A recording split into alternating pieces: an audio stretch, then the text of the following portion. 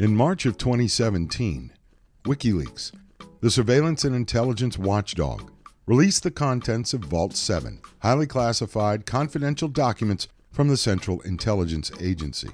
This release disclosed how the CIA relinquished control of its hacking apparatus and revealed that the intelligence agency amassed huge depositories of information collected from the general public. The Defense Enabling and Assisting Framework is the one telephone application that will protect your personal communications from any surveillance mechanisms the government can invent. Visit us at defprotection.com. That's defprotection.com.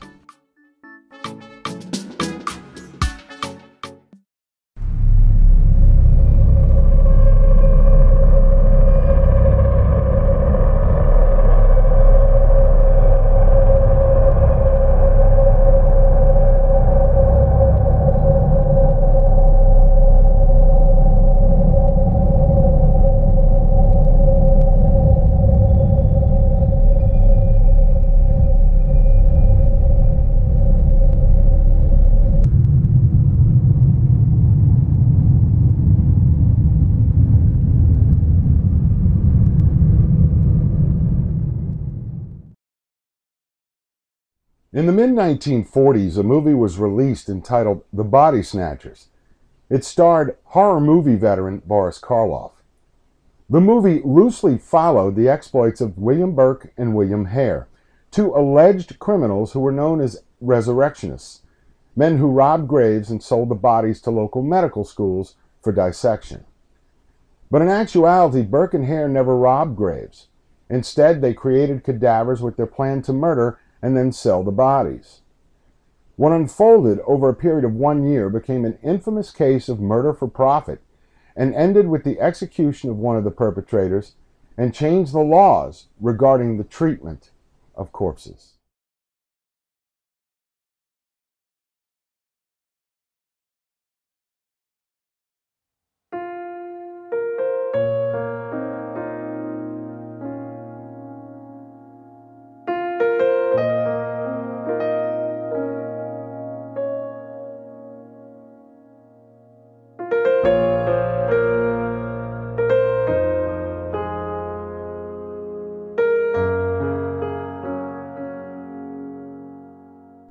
On January 29, 1829, the condemned man walked up the steps to the scaffold for the executioner to carry out the sentence he received a little over a month before.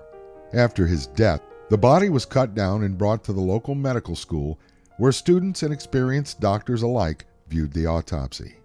Later, a death mask was made so that future generations would know about the infamous Body Snatchers.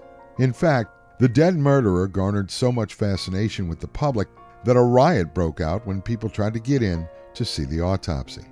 The death of this one inmate became a catalyst for a new direction for the treatment of earthly remains.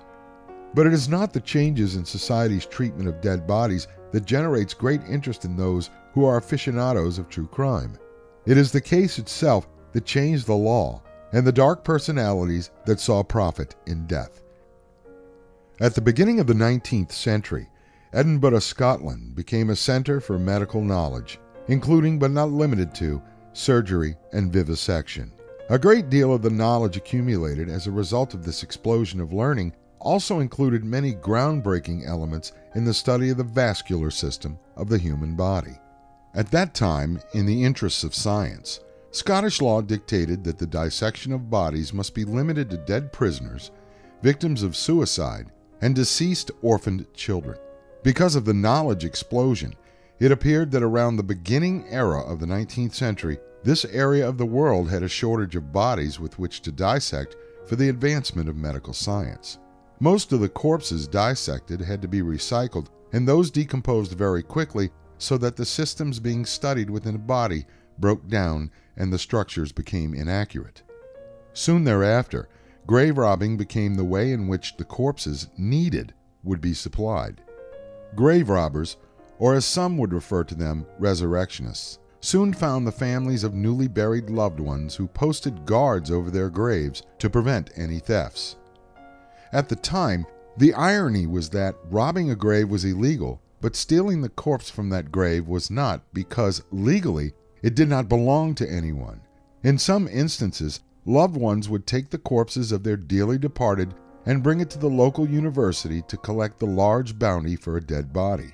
Many unsavory characters saw the profit in supplying those bodies to the local medical college for their research. For one individual, William Hare, this would be a way to make easy money. William Hare was an Irish immigrant to Scotland who lived in Edinburgh with very few employment opportunities and shrinking finances. Eventually, the money-making schemes came to fruition when one of the tenants of the lodging house, a man named Donald, one who was advanced in years, passed away while he still owed Hare and Margaret some money for his rent. The two men realized, having been strapped for cash in the past, they could profit from the lodger's demise. Once they decided what course to take, Burke and Hare took Donald's body from the coffin, replaced it with a sack of bark, and then brought the body to Professor Robert Knox at the anatomy offices in Edinburgh University. Professor Knox requested that the two men bring the body to him after nightfall, and they would receive their compensation. Dr. Knox paid the men £7, 10 shillings for their delivery. Contrary to historical belief, Burke and Hare were not grave robbers. Grave robbing entailed heavy labor, and sometimes the condition of the corpse would not be considered fresh. Therefore, the two men devised a scheme that proved profitable, yet with the increase in their greed, they soon became the most morbid entrepreneurs in Scottish legal history. Seeing the profitability from selling fresh corpses, Burke and Hare actually stumbled across their first victim back at the lodging house. A miller named Joseph, who had fallen desperately ill. Burke and Hare decided to be angels of mercy, so to speak, and end the man's misery. One evening, the two men visited Joseph in his room and plied him with whiskey till he passed out. Burke and Hare then held the man's mouth and nose closed so that he could not breathe, eventually expiring from the chosen method.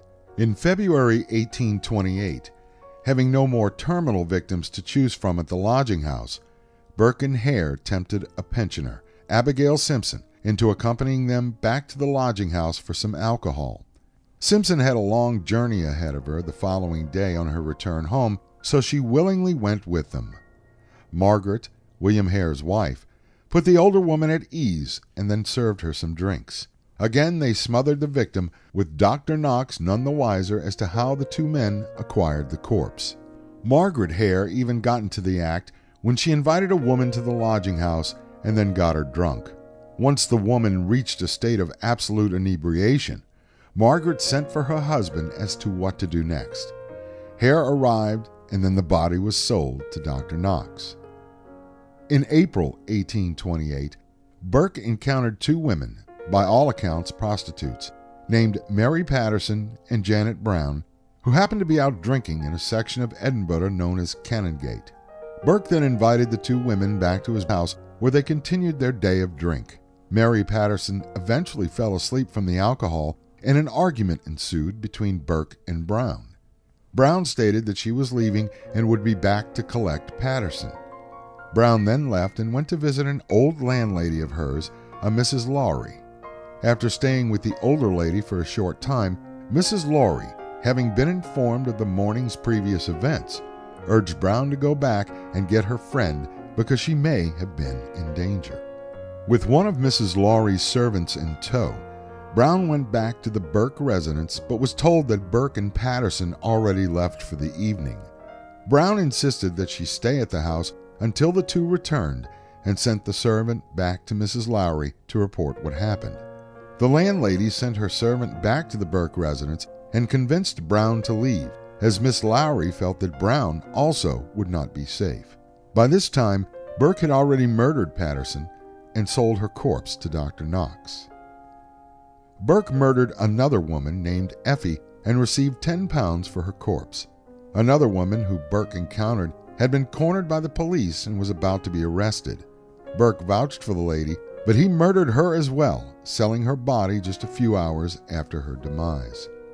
It was approximately at this time that Burke and Hare had a falling out. Burke accused Hare of selling Dr. Knox's corpses behind his back. Burke and his woman, Helen Mcdougall, agreed to move out of the lodging house as soon as they returned from a visit with relatives. It was easy to see how the two men could have made such a venture profitable, especially when they preyed upon those victims that would not be missed in society, for example, beggars, prostitutes, and generally just poor people trying to survive. It is also easy to see how these people could have become lost in such a sea of humanity. Poverty lingered everywhere, and still does, but with no charitable foundations to assist the downtrodden or government assistance, they had to do whatever they could just to survive. Burke and Hare did not even take into account the age of the victims, as long as they would make good cadavers for the dissection table. Their next victim was an elderly grandmother with an affinity for painkillers. When Hare stumbled across the woman's dead body, he noticed her grandson, a young boy of the age of 6, crying as he did not know what to do. Hare took the boy in his arms, cradled him, and subsequently broke the child's back. 2 more corpses for the anatomy students. Up until this time, the victims that Burke and Hare selected were not members of their immediate community. The two then grew very careless and chose victims that lived either in their own neighborhood or close to it, and whom the students in Dr. Knox's anatomy classes would easily recognize. In choosing their next victim, Burke and Hare set their sights on Mary Mcdougall, a relative of Burke's common-law wife, Helen. The two men lured the young girl to the house where Hare continued to reside and murdered her outright. Mary Haldane was an aging prostitute who had grown fond of drink and agreed to go with Hare to his lodgings for some alcoholic refreshment. Hare dispatched her very easily, selling her corpse to Dr. Knox. When her daughter, Peggy Haldane, came looking for her, she learned that the last person seen with Mary Haldane was William Hare. Peggy went to the lodging house where Hare and Helen Mcdougall had been staying and paid Hare a visit. When questioned by Peggy as to where her mother may be, Hare answered that he had not seen her. He spent some time with her, but she left. Peggy then accepted Hare's invitation to have a few drinks. As in typical Burke and Hare fashion, once the victim became quite drunk, Hare murdered her as well. The pair received £10 each for the bodies.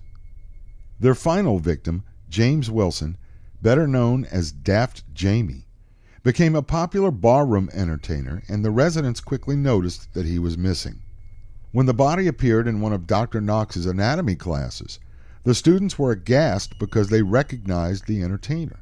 Dr. Knox denied that the corpse was that of Wilson, but the students suspected something afoot at all the fresh corpses they so easily managed to dissect when they knew that such a product was in a rare commodity. Questioned by authorities, Dr. Knox hoped to dispel any involvement of which could have been very scandalous for a professional physician of his stature. The anatomist took it upon himself to decapitate Wilson's head, his deformed foot, and other distinguishing features back then, identifying the corpse as that of James Wilson. On Halloween night, 1828, new lodgers James and Mary Gray volunteered to give up their room for one night when Burke asked a young lady named Mary Doherty to come back to the lodging house. Burke convinced the young woman that he and his mother were related to Doherty and her family. Interested in learning more about the lineage, Doherty accompanied Burke back to the lodging house. Later that night, local neighbors heard loud arguing coming from the lodging house when they heard a woman scream, "Murder." After an unsuccessful attempt to locate a policeman, the neighbors returned to their beds after not hearing any further rumblings from the Hares' lodging house. Early the next morning, the Grays returned and learned that Doherty was not there. Helen Mcdougall allegedly got jealous when the young girl became very friendly with Burke, and Mcdougall ordered her to leave. Truthfully, Mary Doherty never left the building as Mcdougall related her story to the Grays. Doherty's corpse was under the bed in one of the spare bedrooms covered in hay, waiting to be transported to the anatomy offices of Dr. Knox. Later that day, Anne Gray attempted to gain access to the spare bedroom where Doherty's body lay. Together with her husband, the two waited until the lodging house was nearly empty and then gained entry into the spare bedroom. There, they found Doherty's body. When Helen Mcdougal returned to the lodging house that afternoon, the Grays confronted her with the truth. She offered them a bribe of £10 a week to keep their silence. The Grays, even though the £10 could have helped their financial situation greatly, decided to go to the police and report what they saw. The police went to the lodging house at the Grays' urging and brought Burke and Mcdougal in for questioning. When confronted with the accusations, both of them told separate stories that did not seem to substantiate each other's rendition of the events. Later, an anonymous tip led investigators to the business chambers of Dr. Knox, where James Gray identified the remains of Mary Doherty. The police then arrested William Hare and his wife Margaret, hoping to discover the truth. A search of the lodging house yielded the body of Mary Doherty and some blood-stained clothing that belonged to the murderous pair. Of course, each denied knowing of the sinister plot, and Burke decided he wanted to turn on Hare, stating that he knew nothing of where his acquaintance may have procured the corpses. The police cogitated over what to do next. They approached William Hare to turn Crown's evidence against his accomplices so the police could make the case for murder. Hare agreed, with authorities charging Burke and Mcdougal with the murders of Mary Doherty, James Wilson, and Mary Patterson. Soon after their apprehension, news of this motley group of murderers, Burke, Hare, and their accomplices, reached the public, and soon tales of their misadventures began appearing in newspapers in Scotland, England, and Ireland. Because of the deal that authorities had to make in order to secure the testimony of William Hare, the public clamored as to why there should be such a deal with the devil. As a result of his turncoat behavior, Hare had to wear disguises and be escorted away by policemen from angry mobs who believed his culpability equal to that of Burke in this heinous murder-for-profit scheme. Also during the trial, Margaret Hare and Helen Mcdougal required police protection as well, as the public screamed for them to be lynched along with their paramours. Because of Dr. Knox's involvement, authorities did not charge him as an accessory, but it became very clear that his career as an anatomy professor at Edinburgh University ended with his complicity in receiving the fresh corpses. Dr. Knox eventually left Scotland and lived out the rest of his days in seclusion and quiet, never actually contrite at tacitly persuading two men to kill for money. Altogether, investigators believed that Burke and Hare may have been responsible for the deaths of approximately 16 people who crossed their path. However, when the trial of William Burke began on Christmas Eve, 1828, authorities believed they could only convict him for 3 of those murders. In a rather short trial, replete with the testimony of accomplices Margaret Hare and William Hare, after 24 hours, a jury found William Burke guilty of the 3 murders and sentenced him to be hanged by the neck until he was dead. A little over a month later, on January 28, 1829, in front of a crowd of almost 20,000 people, the executioner carried out the sentence of the court and hanged William Burke. On the following day, medical students and instructors dissected his body, all in the name of science, on the same dissection table as most of his victims had been cut apart. The murder of those for profit and the manner in which the 2 killers committed their acts also gave a new word to the English language, burking, this term being defined as suffocation with the intent to sell the remains. These 2 murderers also inspired many copycat killers throughout the United Kingdom under the same circumstances.